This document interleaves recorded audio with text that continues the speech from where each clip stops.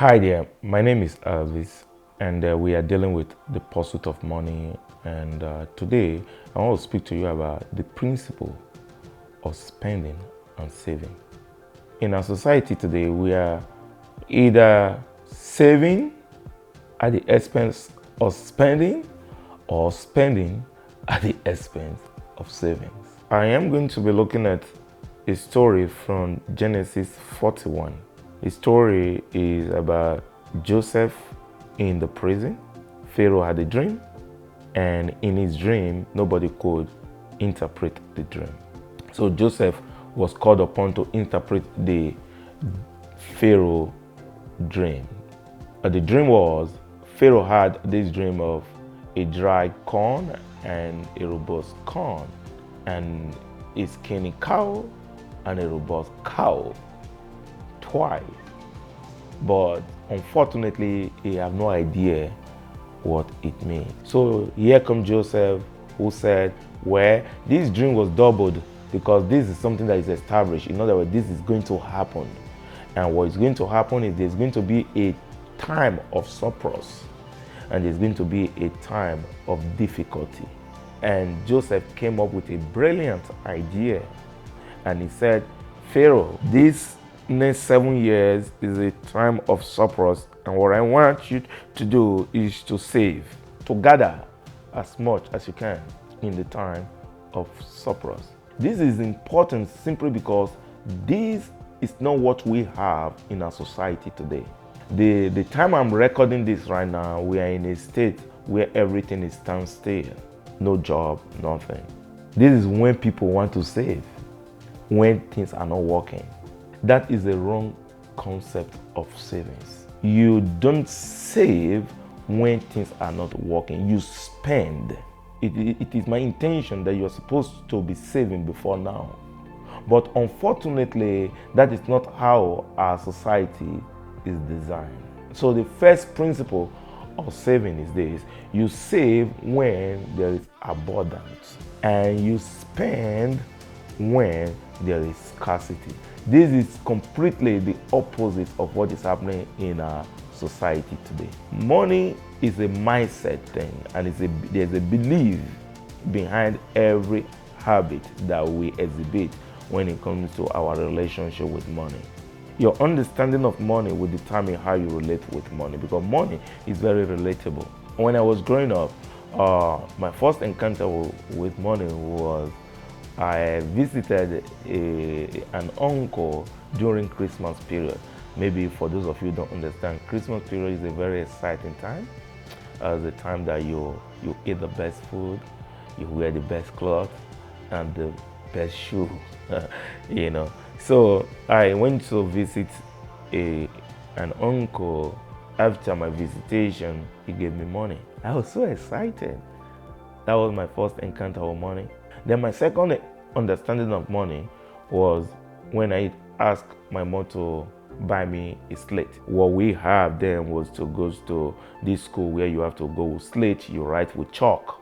That is how I was raised, The funny thing about this is that whenever you write anything on this slate, before you get home, everything just wipe away.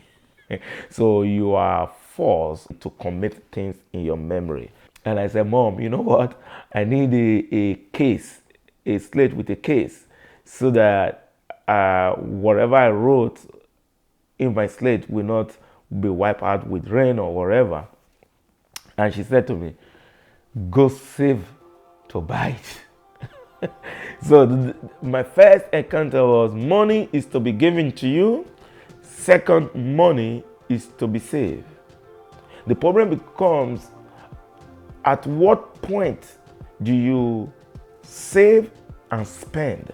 This is very important, because the reason why a lot of people are not having more money is because they spend when they are supposed to be saving, and they save when they are supposed to spend. And even our society is built in a way that you have to spend money. 40 to 50% of the GDP in Canada is household expenditure. For the system to run, therefore, we have to spend money. So the question is not, do we have to spend money? The question becomes, how do we spend money? this is a layman way of putting it. When people are spending money, I save. And when people are saving, I spend money. The reason is that there is what I call artificial inflation. And there is what I call natural inflation. That is to say, things we cannot just help. It's outside our control. For example, you cannot control this COVID. This is natural inflation. But there are inflation that is engineered by the system. When money is injected into the system, you have surplus or you have cheap money. And then you have low interest. And people are like, oh my goodness, there's money everywhere now, let me spend. But the money is not yours money. And you borrowed the money, you're going to pay it back to the financial institution with an interest. So at the end of the day, the winner is actually the financial institution, not you. Because you think things are good, but unknowing to you that this is something that is engineered by the system. You see why I say I spend when people are saving and I save when people are spending. So the principles of saving and spending was described by Joseph in that story. I'm going to now read it to you.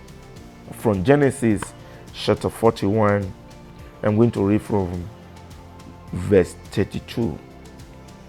He said, and for that the dream was doubled unto Pharaoh twice, is because the thing is established by God, and God will shortly bring it to pass. Now therefore let Pharaoh look at a man discreet and wise, and set him over the land of Egypt. Let Pharaoh do this, and let him appoint officers over the land, and take up the 5th part of the land of Egypt in the 7 previous years. You get that? In the 7 previous years, and let them gather all the food of those good years that come, and lay up corn under the hand of Pharaoh, and let them keep food in the cities. And that food shall be for store to the land against the 7 years of famine, which shall be in the land of Egypt, that the land perish not through the famine. The word famine means difficulties, hunger. And the thing was good in the eyes of Pharaoh and in the eyes of all his servants. You take your time to read that story. It's beautiful if you want to learn the principles of spending and saving. Do you see the recommendation by Joseph? Do you see the wisdom that was demonstrated here? We will call this data analysis.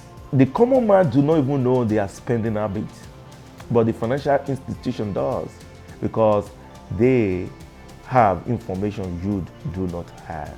And they are able to analyze this information to their advantage. Things that you searched long time ago is coming back to you, and you don't even know your spending and saving habit. So the principles of savings is you coming to a place where you accumulate when there is abundance, and you spend when there is lack.